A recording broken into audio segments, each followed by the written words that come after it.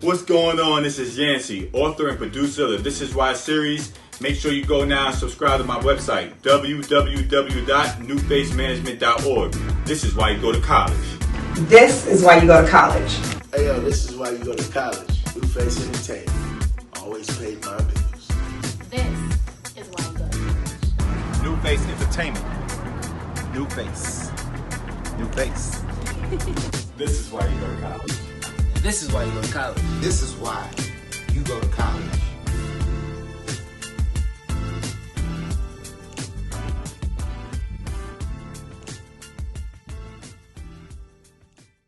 Introducing the young lady, Miss Maya Brooks, y'all, ladies and gentlemen, Miss Callie herself. Go That's ahead. right. Introduce yourself to the camera, let you know who you are. There you go. I'm Maya Brooks. I came in Hampton in 2003. Word.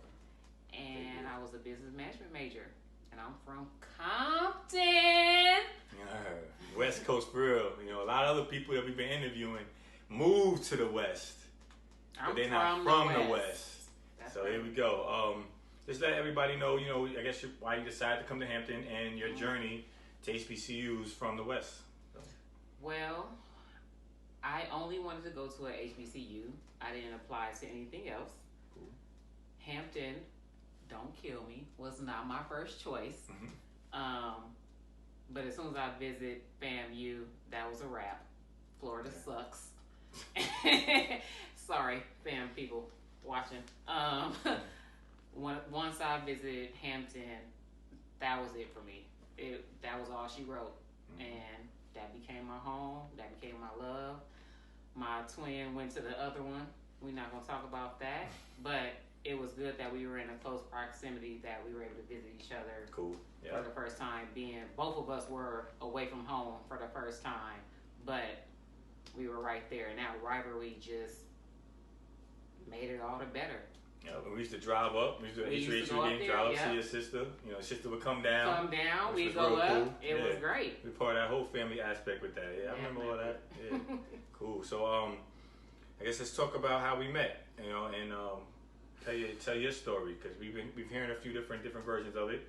So let's hear your side of the introduction. I'm not actually sure if I met you during Hurricane Isabel or if it was before Hurricane Isabel. Right. But there was a hurricane my freshman year. Right.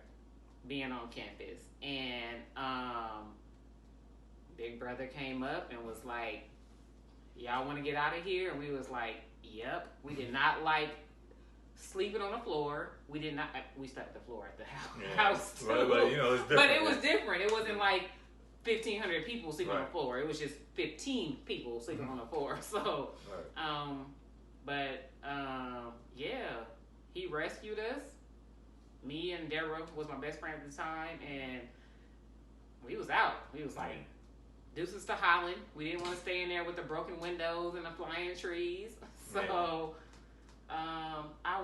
It was either right before then or then is when we met. I want to say we met right before then. Right. That's how I knew y'all went. Right, but you knew we were there, and then you came and got us, and then it's been New Face ever since. Like, that was like the beginning of the freshman year, and then New Face all through college. Right, yeah, all the way through. Yeah. All right, so let's talk about, because I mean, you coming in that year and then going on, you seen the transition, you seen how we went from being a small, close-knit group to how we opened up to everybody else. Big family. We grew. Yeah, so let's just talk about like the structure from like the meetings, how they work for you, and how as a business management major, how you were able to look at that, stuff like that, the meetings and structure. Coming into it, I guess what kind of drew me to it is coming into Hampton. I wanted to be an event planner, so. Given that opportunity to be a part of something who was planning really what was our ultimate fun around campus, it really, like, what I take back from it was like we made our own fun. That was it for us. Like, if it wasn't New Face, if it wasn't just us planning what our activities were, right? That's what we did. Like, or else it wouldn't have been no safe zone, nothing out there for us. It really was just what we did, and I love that aspect of it. from the business management side of it, I just thought it was smart. Just like literally, like it wasn't like it was expensive for us to do. It was just like it was convenient. It was cheap fun. It was just good fun. It wasn't even like we had to think a lot about it. It was just good decisions. Well, you guys didn't have to think a lot about it. Right. Well, I mean, no. Now I did come up with some like some big plans, but it was just like it was for fun, so it made it easier to do. It just and to be around. Like you guys want to throw Lovers and Friends Cabaret? Fine. Sure. Let's do it. Lovers and Friends. You know what? I like glow sticks. Right. Exactly. Let's do a glow stick party. I mean, like sticks, that was great to me. So I like those things, and it's just like that made it. Anyways, so the Legion. Yes. All right, cool. So the Legion was one of your favorite ones. It didn't matter the theme. It was just the atmosphere. Taylor would rock it, Boogie would rock it, Reggie would rock it. It didn't matter. It didn't matter the theme. It was just lit. What the kids call it these days. It was always on fire, like no matter what we did. But my favorite was the glow stick party. Like I probably did a little too much of something that I shouldn't have done that night, but that party was. You were over great. 21, so it didn't matter. It's all right. Right. Yeah. Exactly. It doesn't matter. Yeah. So, but that was great. I loved it. All right. So, moving on. When it came to like, your freshman year, you had the Hurricane Isabel, and then now you're within the family aspect of New Face now. When it came to like the New Face dinners, what did that mean for you? Having the New Face dinners every Sunday, to make people understand what that was for and what it meant. When I came to Hampton, I didn't know anybody. I was a Compton girl, even though I ended up meeting fellow Compton and LA folk. I didn't come there knowing anybody. I mean, other than Josh, but I didn't know Josh was at Hampton. I only knew Josh because of his younger brother Jason, who I actually was my classmate in undergrad. But I didn't know anybody. So having a family like New Face was having a family away from home, having those dinners and it was just something where that was it became a norm where it felt safe and comfortable and just loving and macaroni and cheese, fried chicken, my chicken macaroni and cheese. But it was love. It was just like genuine, no beef, just us being silly and us acting a fool and just it was a second family to me, and I really didn't have much of that at Hampton other than New Face. That was my family. Yeah. All right, so that was cool. So when we talked about it earlier as far as like management and the planning, like the things that go into certain ideas, like how I'll try to instill certain things in y'all, and we talked about the whole thing with the student union board and how I wanted y'all to be active, outside the classroom. So if you could just speak on the effect that had on you being able to, to be active as opposed to not being active on campus, and what that would mean for somebody in school, the difference between being active and not being active. I think it played a role on both sides. Like, it was not just I wasn't just a party face.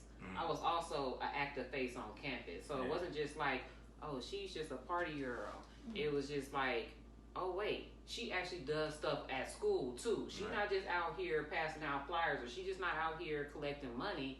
She's actually have a presence on campus and promoting other people. Like, that's actually how we ended up growing as big as we were, because we were showing other people that we weren't just these party people. We were student leaders, student union board members. We were spread all out, athletes, everything. So it wasn't just like this one tone, one face thing. It was, we can be all of it and still party. Right.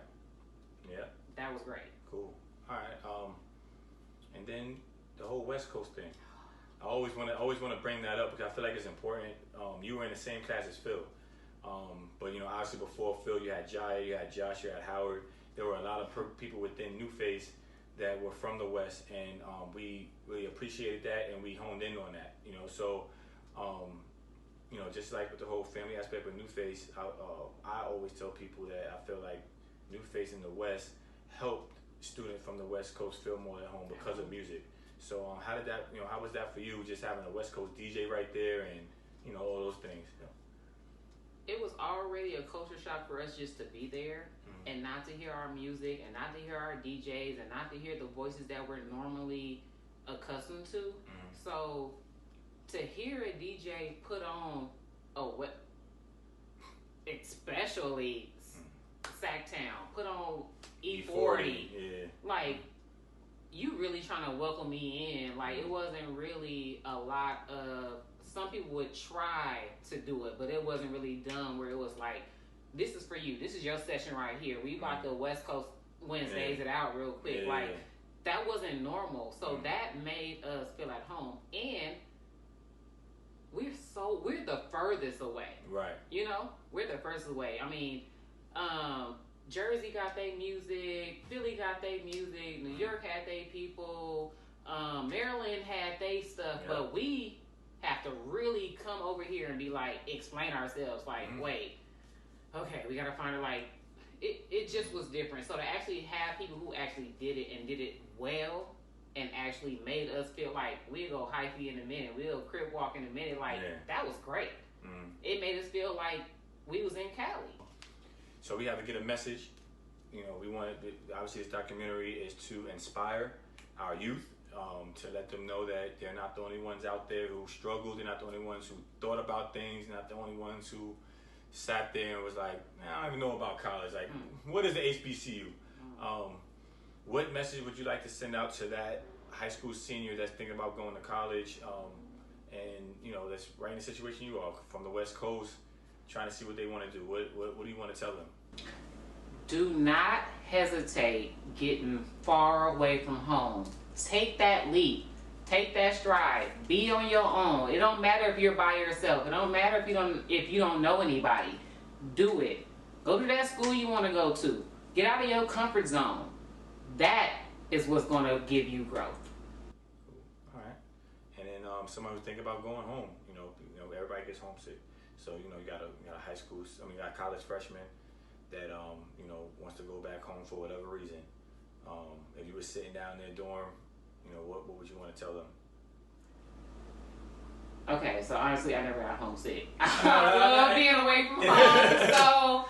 Man, but... Would you tell that person when you get homesick? That person that does get homesick, stick it out. Reach out to a loved one just to give you that comfort. It's okay to miss your hometown or miss being around your comfort zone, but you can still be away from it. You don't have to be uncomfortable being uncomfortable. Just stick it out. You can do it.